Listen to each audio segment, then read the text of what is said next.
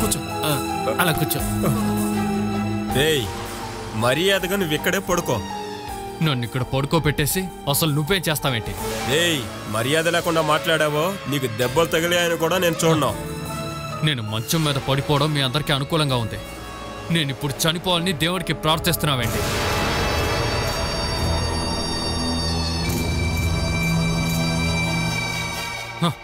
ఎలా నుంచుందో చూసారా? నువ్వెందుకురా వేణు అనవసరంగా ఏదేదో మాట్లాడుతున్నావు? అసలు ఈ రూమ్ లోకి నిన్ను ఎవరు రమ్మని చెప్పారు? వెళ్ళిపో. నీ వల్ల కాకపోయినా నీలో పొగరు ఇంకా తగ్గలేదురా.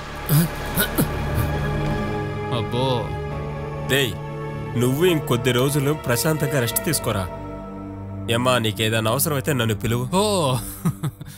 ఇప్పుడు దీని అవసరాలన్నీ నువ్వే పూర్తి చేస్తున్నావు అన్నమాట. ఏ కష్టాలు మాట్లాడావో ఇలా 2 నిమిషాలు పట్టుకున్నానో ఆ దెబ్బగా చచ్చిపోతావు.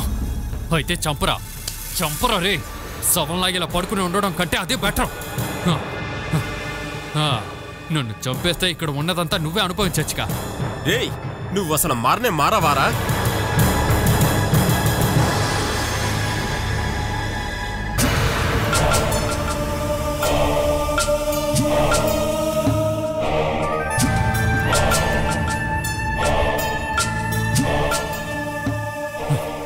నువ్వు కూడా నా చావు కోసమే వెయిట్ చేస్తున్నావు కదా?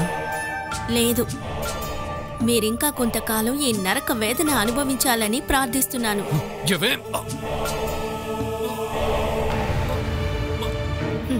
బలం చాలేదు వేణుగోపాల్.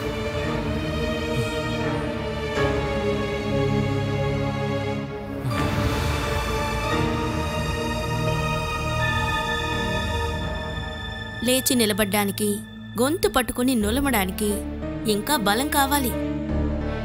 ఆ శక్తి ఈ ఒంటికి వచ్చేంత వరకు తొందరపడకండి. చూపించారో, మరణం వచ్చి పిలిచే వరకు ఈ బెడ్ మీదే ఉండాలి.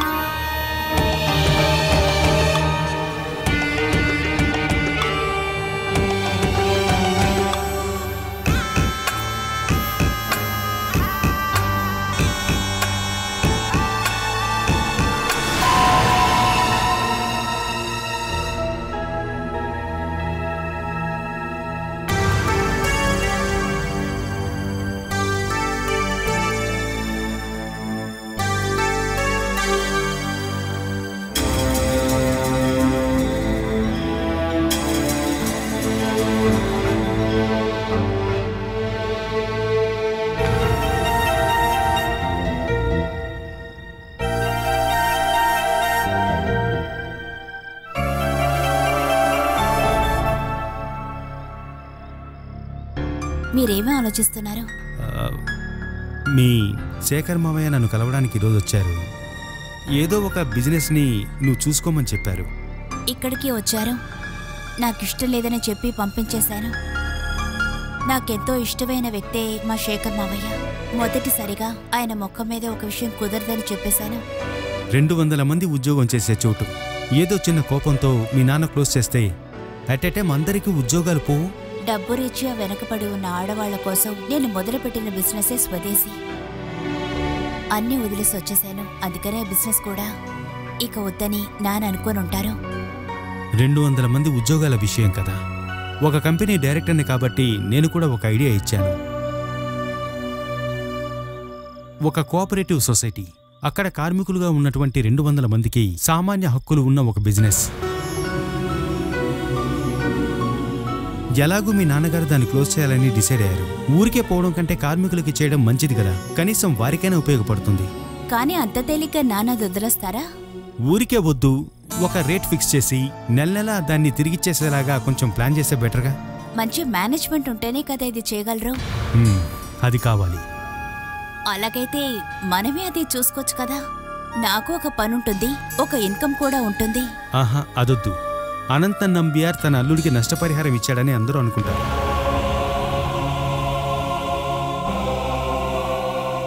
మామయ్య వెళ్ళి మీ నాన్నగారితో మాట్లాడినివ్వు. కోఆపరేటివ్ సొసైటీ లాగా దాన్ని మార్చడానికి మీ నాన్నగారు ఒప్పుకుంటే ఆ తర్వాత ఏం చేయాలో మనం చేద్దాం.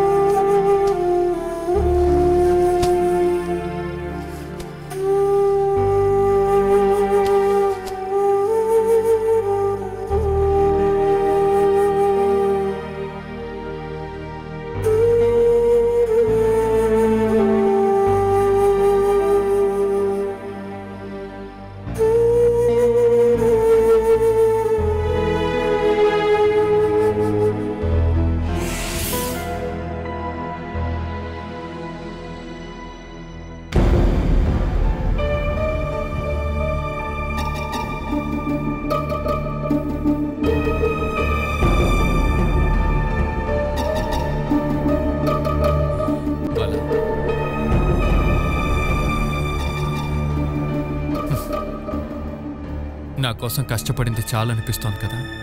నా జీవితంలో చాలు అనే మాట లేదుగా. నేను ఇంక మీద ఈ మంచం మీద నుండి ఈ జన్మకి లేవనని అనుకుంటున్నావు కదా. పాత బలంతో మీరు తిరిగి వస్తారని, ఇప్పుడు మీకున్న కోపాన్ని అన్నిటినీ నా మీద చూపిస్తారని నాకు తెలుసు. తెలిసేందుకే ఇంకా ఇక్కడే ఉన్నావు. మీ పరిస్థితి చూసి సంతోషించడానికి. అయితే నీ పగ తీర్చుకోవాలనా? లేదు. మీరిప్పుడు కింద పడిపోయిన ఒక చిన్న పిల్లాడు. ఒక బిడ్డ దగ్గర పగ తీర్చుకోవడానికి నాకు మనసు రావడం లేదు. నేనలా ప్రవర్తిస్తే వేణుగోపాల్కి బాలాకి తేడా ఏమిటి?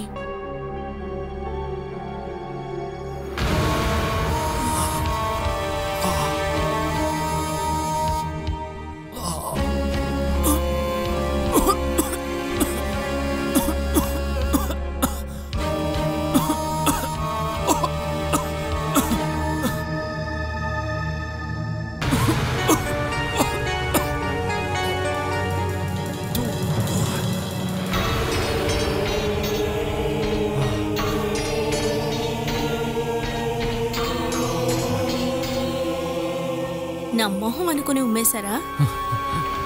నేను లెగలేను కదా, అందుకే పడుకున్న చోటు నుండే ఊశాను. మలమూత్ర విసర్జన కూడా చేస్తాను. నేను పసివాణ్ణని చెప్పావు కదా, నువ్వే చూసుకో. చిన్నపిల్లల చేష్టల్ని ఎవరూ అసహించుకోరు. కానీ మీరు చేసిన ఈ పనులకి చీపిరికట్టుతో కొట్టాలి. ఈ రూమ్ని ఈరోజు 2 సార్లు నేను క్లీన్ చేశాను. నన్ను ఎక్కువగా టార్చర్ చేస్తున్నప్పుడు మీకు సంతోషం దొరకచ్చు, కానీ ఇవన్నీ చేస్తోంది ఒక గర్భిణీ స్త్రీ అన్నది మీరు మర్చిపోకుండా ఉంటే మంచిది. నీ వల్ల కాకపోతే నన్ను చంపేవే. నేను చేసేలా నడుచుకోకండి. ఆ తర్వాత నువ్వు ఇష్టం వచ్చినట్టు ఉండొచ్చు. సిగ్గులేందానా, నీ ఒక్కదాని వల్లే నాకు ఈ పరిస్థితి ఏర్పడింది తెలుసా నీకు? సిగ్గులేందానా, అన్నిటికీ నువ్వేనే కారణం. ఇదంతా నీ వల్లే జరిగిందే, బాగా తెలుసుకో. ఇదంతా నీ వల్లే జరిగింది. నాకు ఈ పరిస్థితికి కారణం నువ్వేనే. నా జీవితంలోకి దాపరించావు. నిన్ను ఊరికే వదిలిపెట్టను. నేను చూడడానికి వచ్చాడే, అసహ్యంగా లేదు నీకు? ఈ వేణుబాబుకి పిచ్చి పట్టినా ఏంటి? ఈ యముడిని అసలు ఎందుకు ఇక్కడ తెచ్చారు? ఇంకెక్కడికి తీసుకువెళ్ళగలను? హాస్పిటల్లో, లేకపోతే ఏదైనా మెంటల్ హాస్పిటల్లో పెట్టి ఉండాల్సింది. దానికి డబ్బు ఖర్చు అవుతుంది. అమ్మ 1 రూపాయి కూడా ఇవ్వడం లేదు. సతీష్ అన్నయ్య పట్టించుకోడు. చివరికి తీసుకెళ్లిన మనమే అన్ని ఖర్చుని భరించాల్సి ఉంటుంది. అయితే ఇవ్వాల్సిన షేర్ ఇచ్చి పంపించండి. షేర్ తీసుకోవడానికి అమ్మ ఒప్పుకోదు. అయితే ఇదంతా మనం భరించాలా? అయితే ఒక పని చేద్దాం, మనం ఒంటరిగా వెళ్దాం. అరే ఆశా, అది మూర్ఖత్వం. బ్యాంక్లో బిజినెస్ స్టార్ట్ చేయడానికి లోన్ తీసుకుంది ఇంటిని చూపించే. ఇది నా పేరు మీదే ఉంటుందని మా అమ్మ మాటిచ్చింది. నువ్వు అమ్మను పొగుడుతూ ఉండు చాలు. మిగతాదంతా నేసుగా నేను చూసుకుంటా. ఆ అమ్మని పొగుడుతూనే ఉన్నాను. ముందు నా కోపం అంతా పోయింది. ఆ అమ్మకి ఇప్పుడు నా మీద చాలా ప్రేమ ఉంది. అది నువ్వు కోటీశ్వరుడు అమ్మాయి అని తెలిసినందువల్లే. అవును, ఆ ఆస్తి ఇవాళ కాకపోయినా రేపైనా మందే కదా. కానీ వేణుబావ ఇక్కడ ఉండటం చాలా ప్రమాదం. తను అక్కడే ఉండనివ్వు. ముందు మన విషయం ఓకే అవ్వనివ్వు. కాకపోతే ఇక్కడ నుండి వెళ్ళిపోవే. సిగ్గులేదా? ఇక్కడెవరూ నిద్రపోకూడదా ఏంటి? ఎక్కడికి వెళ్తున్నారు? నేను వెళ్ళి 4 మాటలు అడిగొస్తాను. ఆయన మిమ్మల్ని కూడా కలిపి తెడతారు. తర్వాత అన్నయ్యని నేను చూడను.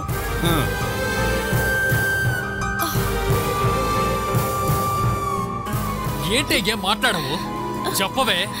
ఏ మాటలేమి రావట్లేదా? చెవులు మూసుకొని నన్ను రెచ్చగొడుతున్నావేంటి? చెప్పవే. చెప్పమంటున్నాను కదా.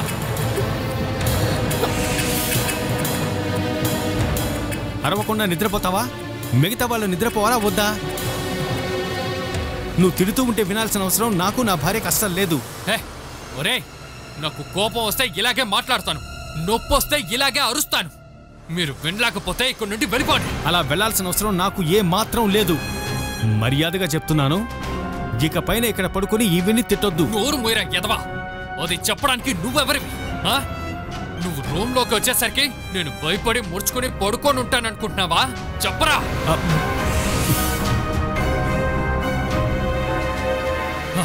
దీనికి నిద్ర రాదు. రాత్రి ఎవరైనా వస్తారని ఎదురు చూస్తూ ఉంటుంది. ఈ రోజు దానికి తోడు నువ్వేనా? మర్యాదగా మాట్లాడు, లేదంటే అన్నయ్యవని కూడా చూడ్ను. నాకు తెలుసురా నువ్వు నన్ను ఎలా చూస్తున్నావని. ఇప్పుడు కూడా నన్ను చూడటానికి రాలేదు. ఇలా పడుకోనున్నవాడి కూడా చూడ్ను, మొహం మీద ఒకటేస్తాను. సుమేష్, నువ్వెళ్ళు. కొట్టలేని పరిస్థితిలో ఉన్న అతన్ని చూసి ఇలా మాట్లాడుతున్నావు, సిగ్గుగా లేదు?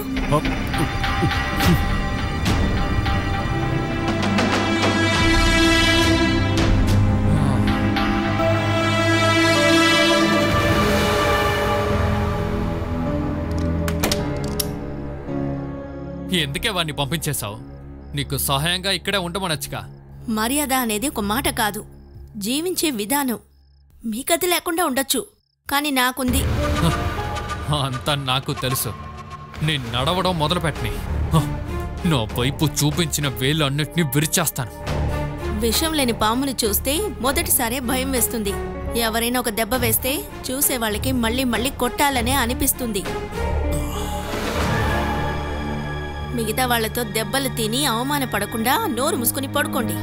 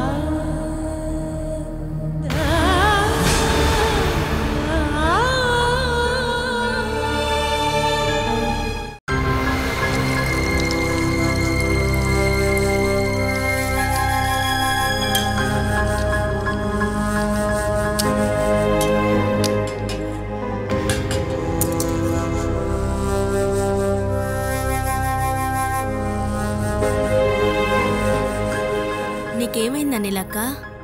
ఎందుకు మూడౌట్లో ఉన్నావు? నేనెందుకు మూడౌట్లో ఉన్నాను? సమస్య ఏదైనా ఉంటేనే మూడాఫ్లో ఉంటారు.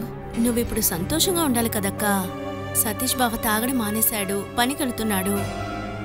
అదే కదా ఇప్పుడు సమస్య. ఎవరైనా ఒకరు బాధ్యతగా ఉంటే అందరూ కలిసి అన్ని బాధ్యతలు వాళ్ల మీద వేస్తారు కదా. అలా నీకు ఊరికే అనిపిస్తుందిలే. అవును, ఏం వెతుకుతున్నావు? వేణుగోపాల్కి గంజి కావాలట.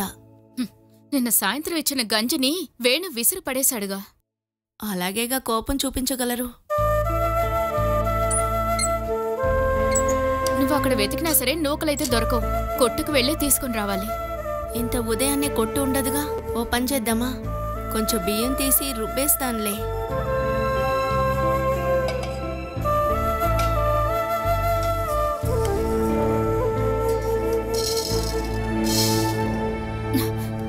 నువ్వేం చేస్తున్నావు బాలా? నువ్వు జాగ్రత్తగా పోయొచ్చుగా. దీన్ని సతీష్ స్వయంగా కొనుక్కొచ్చారు. ఇంత త్వరగా అయిపోయాయి ఏంటని నన్ను అడిగితే నేనేగా సమాధానం చెప్పాలి. వేణు గంజిని విసిరి పడేయడానికి కోప్పడ్డానికి నా భర్త ఎందుకు కష్టపడి సరుకులు తేవాలి?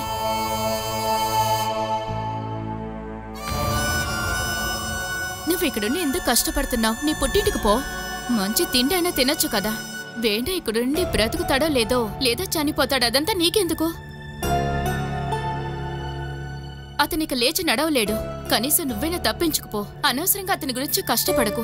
వేణు మూలంగా నీకు కష్టాలు తప్ప ఎటువంటి సుఖం దక్కపోయేది లేదు. ఎంతకాలం మీ ఆయన కూడా ఏ పని చేయకుండానే కదా ఉన్నాడు. నువ్వెందుకు ఆయన వదిలి వెళ్ళలేదు? ఆయన ఇలా మంచాన పడిపోయి ఉంటే నోట్లో కొంచెం విషం పోసి నువ్వు వెళ్ళిపోయేదానివా? ఇలా మాట్లాడే ముందు ఆలోచించుకుని మాట్లాడు. తర్వాత నాకు అడ్వైస్ చేయొచ్చు. నీకు బియ్యం వద్దా? బాగా లెక్కలు చూసుకుని ఇది ఎవరిది ఏమిటి అని నాకు చెప్పారుగా. ఎవరికి ఇవ్వకుండా మీరే ఉంచుకోండి. బాలా, నేను నిన్ను కష్టపెట్టాలని అనలేదు. అందరూ మాట్లాడే ముందు ఆలోచించాలి. మాట్లాడాక ప్రయోజనం లేదు. ఇక్కడ అందరి ఆలోచన ఒకటే అనిపిస్తోంది. వేణుగోపాల్ అనే మనిషి ఇక్కడి నుంచి వెళ్ళాలి. అయ్యో బాలా, నువ్వు కోప్పడి వెళ్ళకు. బియ్యాన్ని మిక్సీకి వేసి పొడి చేసి గంజి చేసి వేణుకి వద్దు. ఒక్కరోజు పస్తుంటే ఆయనేమి చావర్లేండి. బాలా,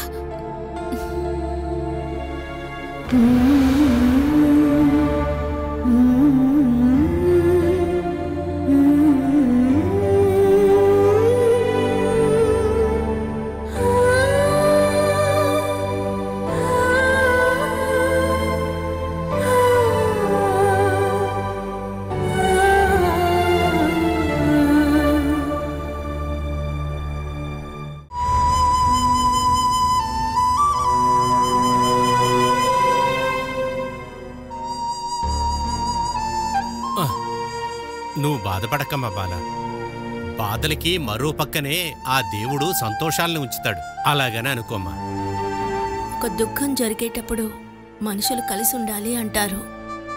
కానీ ఇక్కడ అందరం వేరువేరుగా విడిపోతూ ఉన్నాం. ఇవి నావి, నువ్వు తీయకు అని అంటున్నారు. ఇలా నడుచుకునే వాళ్ళందరికీ ఆఖరిగా దొరికేది ఆ ఒంటరితనమే తల్లి. నాకు నా గురించో, కడుపున పెరుగుతున్న బిడ్డ గురించో దిగులు లేదు. సింహం లాంటి మనిషి మంచాన పడిపోయారు. ఆరోగ్యం బాగోని కుక్కలాగా. ఆ ప్రాణాన్ని కాపాడాలి కదా. భోజనం పెట్టాలిగా. నీకు ఎంత నరకం చూపించాడో చెప్పమ్మా వాడు. నువ్వెందుకు వాడి మీద ఎంత ప్రేమ కురిపిస్తున్నావు?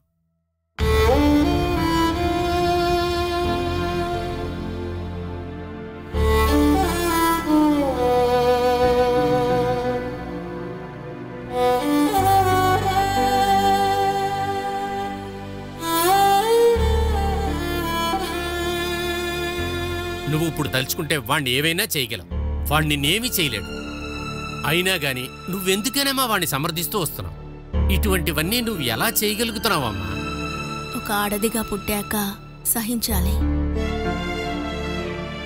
వేణుగోపాల్ పస్తులుండకూడదు. ఆయనకి భోజనం పెట్టాలి. అందుకు నేను ఉద్యోగానికి వెళ్ళాలి. ఇటువంటి పరిస్థితుల్లోనా? ప్రసవించడానికి సమయం ఉందిగా. ప్రసవించే వరకు ఉద్యోగానికి వెళ్ళే ఆడవాళ్ళున్నారు. పనిచేసే చోటే డెలివరీ అయిన ఆడవాళ్ల గురించి విన్నాం. నాకేదైనా ఉద్యోగం కావాలి. నేను చేయగలిగే ఒక పని. ఆ దేవుడు ఏదో ఒక దారి ఖచ్చితంగా చూపిస్తాడు తల్లి. దేవుడు ఇంతవరకు చూపించిన దారి పస్తులుండడం. ఇంకా దేవుడి కోసం వేచి ఉండడంలో అర్థం లేదు. బాలా, బాలా, తినడానికి ఏమైనా ఇవ్వే. ఎక్కడున్నావు? వాడికి భయమమ్మా, నువ్వు కూడా ఎక్కడ వదిలి వెళ్ళిపోతావానని. కాని అది అస్సలు ఒప్పుకోడు వాడు. బాలా, బాలా, వెళ్ళమ్మా.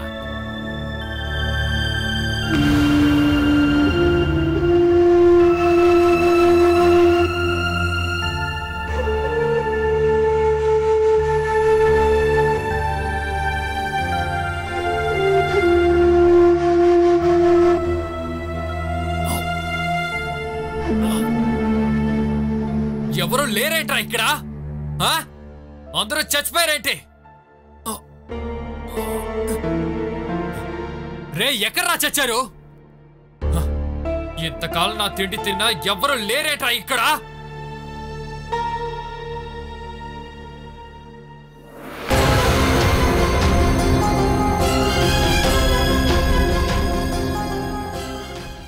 ఒక నెల క్రితం వరకు కూడా మీ అన్ని ఖర్చులు నేనేరా చూసుకున్నాను. నాకొక సమస్య వచ్చినప్పుడు నన్ను చూసుకోవడానికి ఎవడూ లేడు. జరిగిపోయిన కాలం గురించి మాట్లాడి ఏంటి లాభం? నువ్వు చేసిన తెలివిలేని పని మేము చేయకూడదుగా. ఇదంతా నేను కట్టించిందిరా. కట్టింది నువ్వే కావచ్చు, కానీ ఏం చేయమంటావు? ఈ ఇల్లు చిట్ట చివరి కొడుకునైనా నా పేరు మీదే మన అమ్మ రాసేసింది. సుమేష్, ఆ? రే సుమేష్, పక్కనున్న గుడిసిలోంచి నువ్వు ఇలా పైకొచ్చి ఇక్కడ నుంచున్నావు అంటే అది మీ అన్నయ్య వల్లనేరా. దానికి కొంచెం కృతజ్ఞతనన్నా చూపించరా. ఆ కృతజ్ఞత అనేది ఉండడం వల్లే ఇవన్నీ భరిస్తూ ఉన్నాను. ముందు నన్ను కోలుకొనిపో, ఆ తర్వాత ఈ ఇల్లు ఎవరి పేరు మీద ఉందో తెలుస్తాను. ఇక పైన నువ్వు లేస్తావని నీకు మాత్రమే నన్నయ్య నమ్మకం ఉంది.